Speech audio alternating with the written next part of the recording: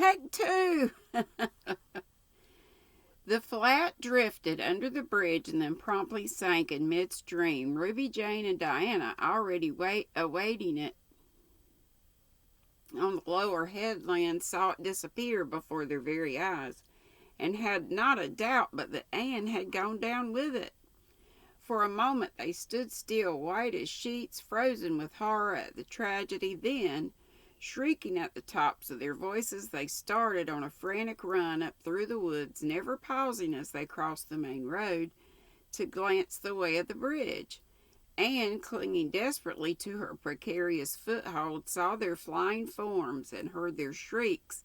Help would soon come, but meanwhile her position was a very uncomfortable one. The minutes passed by, each seeming an hour to the unfortunate Lily Maid. Here's your title. Why didn't somebody come? Where had the girls gone? Suppose they had fainted, one and all. Suppose nobody ever came. Suppose she grew so tired and cramped that she could hold on no longer. Anne looked at the wicked green depths below her, wavering with long, oily shadows, and shivered. Her imagination began to suggest all manner of gruesome possibilities to her. Then, just as she thought she really could not endure the ache in her arms and wrists, another moment, Gilbert Blythe came rowing under the bridge in Harmon Andrews' dory. Gilbert glanced up, and much to his amazement beheld a little white scornful face looking down upon him with big, frightened, but also scornful gray eyes. "Anne Shirley, how on earth did you get there?" he exclaimed. Without waiting for an answer, he pulled close to the pile and extended his hand. There was no help for it. Anne, clinging to Gilbert Blythe's hand, scrambled down into the dory where she sat, drabbled and furious in the stern, with her arms full of a dripping shawl and wet crepe. It was certainly extremely difficult to be dignified under the circumstances. "What has happened, Anne?" asked Gilbert, taking up his oars.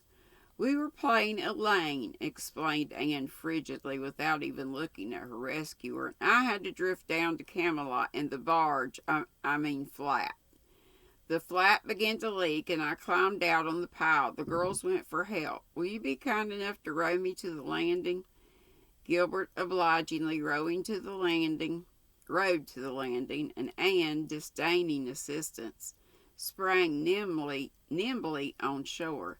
"I'm very much obliged to you," she said haughtily as she turned away, but Gilbert had also sprung from the boat, and now laid a detaining hand on her arm. "Anne," he said hurriedly, "look here. Can't we be friends? I'm awfully sorry I made fun of your hair that time. I didn't mean to vex you, and I only meant it for a joke. Besides, it's so long ago. I think your hair is awfully pretty now. Honest, I do. Let's be friends." For a moment Anne hesitated. She had an odd, newly awakened consciousness under all her outraged dignity, that the half-shy, half-eager expression in Gilbert's hazel eyes was something that was very good to see. Her heart gave a quick, queer little beat, but the bitterness of her old grievance promptly stiffened up her wavering determination. That scene of 2 years before vividly flashed back into her recollection, as vividly as if it had just taken place yesterday. Gilbert had called her carrots and had brought about her disgrace before the whole school.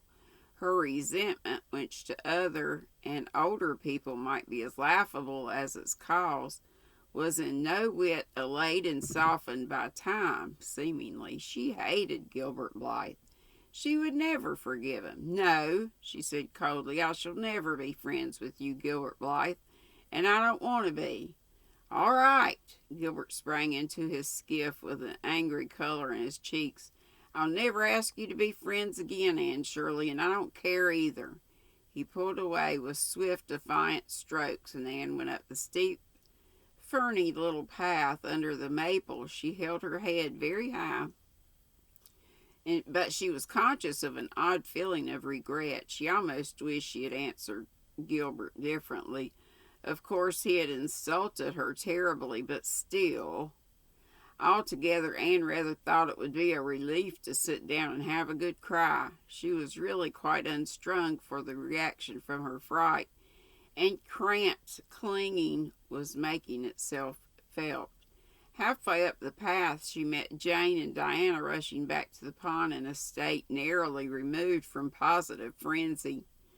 They had found nobody at Orchard Slope, both Mr. and Mrs. Barry being away. Here Ruby Gillis had succumbed to hysterics and was left to recover from them as best she might, while Jane and Diana flew through the haunted wood and across the brook to Green Gables. There they had found nobody either, for Marilla had gone to Carmody, and Matthew was making hay in the back field. "Oh, Anne," gasped Diana, fairly falling on the former's neck and weeping with relief and delight. "Oh, Anne, we thought you were drowned, and we felt like murderers because we made you be Elaine.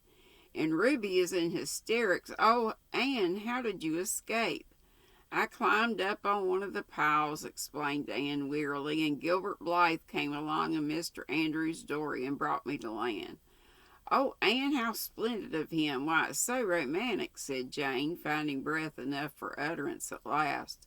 "Of course you'll speak to him after this." "Of course I won't," flashed Anne, with a momentary turn of her old spirit.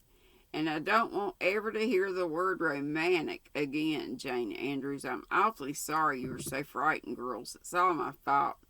I feel sure I was born under an unlucky star. Everything I do gets me or my dearest friends into a scrape. We've gone and lost your father's flat, Diana, and I have a presentiment that we'll not be allowed to row on the pond any more." Anne's presentiment proved more trustworthy than presentiments are apt to do. I never heard of that word before. Great was the consternation in the Barry and Cuthbert households when the events of the afternoon became known. "Will you ever have any sense, Anne?" groaned Marilla. "Oh, yes, I think I will, Marilla," returned Anne optimistically. A good cry indulged in the grateful solitude of the east gable had served her nerves and restored her to her wonted cheerfulness. "I think my prospects of becoming sensible are brighter now than ever." "I don't see how," said Marilla. "Well," explained Anne, "I've learned a new and valuable lesson today.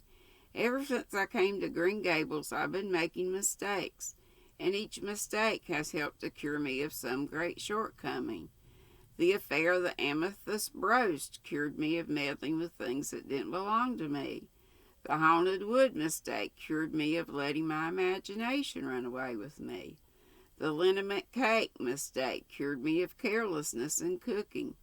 Dyeing my hair cured me of vanity. I never think about my hair and nose now, at least very seldom. And today's mistake is going to cure me of being too romantic.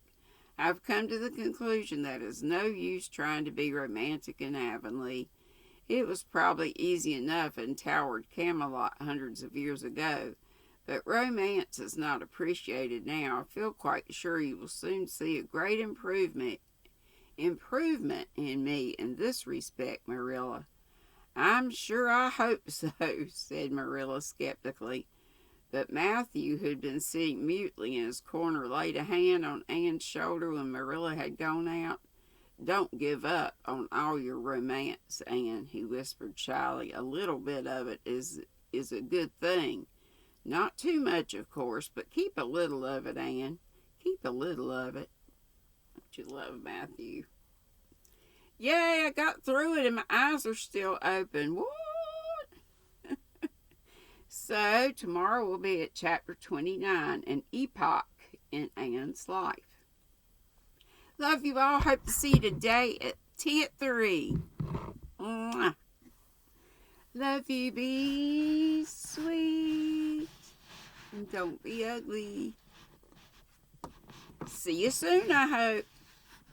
I got lots of good stuff.